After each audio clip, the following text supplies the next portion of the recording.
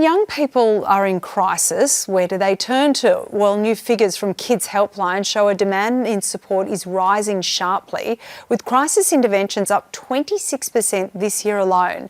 They've launched a new campaign to help encourage young people to seek support before they reach breaking point. And joining me now is Yourtown CEO Tracy Adams. Tracy, thanks for your time today.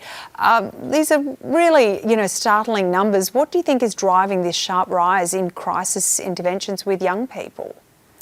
Well, I think Kids Helpline data is consistent with what we see nationally, the rising quantum of mental health concerns, psychological distress, that coupled with things like employability, worries about future housing. And young people are growing up in homes that aren't safe. We're seeing that in the child abuse numbers and family and domestic violence numbers as well. So we really need to ensure that we're focused on early intervention and prevention and avoiding crisis.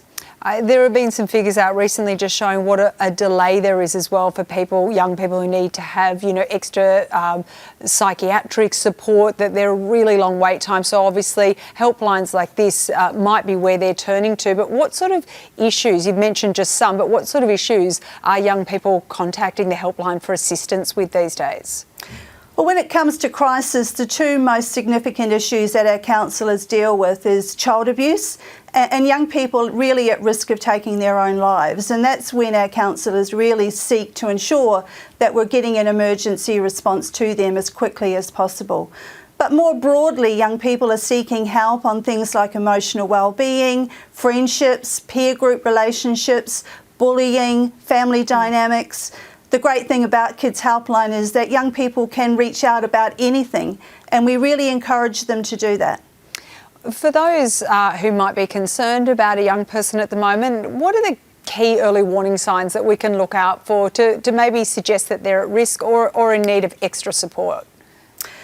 Well, I think look for things like changes in behaviour. They're not doing the things that used to bring them joy. They're perhaps not keen to go to school or join their sports clubs or other elements that they were doing. Perhaps using language about they feel alone, they feel overwhelmed. And I think just start a conversation and make sure that they know that you're there for them and have conversations about what support services are available. The importance of conversation is just so critical. Can I just ask you on that though, when many people who have teenagers, it can be quite hard to sort of get that conversation going. Is there sort of a way that you would encourage people to start that conversation if they're worried or just wanting to give a bit of extra support without, maybe pushing the teenager away?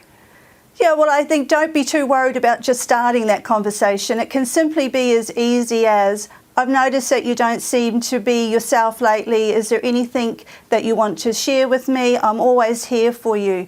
But do it in a way that you actually create space. Be curious, be available. They may not respond in the moment, but you've sent them a sign that you are willing to listen and also just share where they may be able to get that support as well. Just make some obvious things around the home.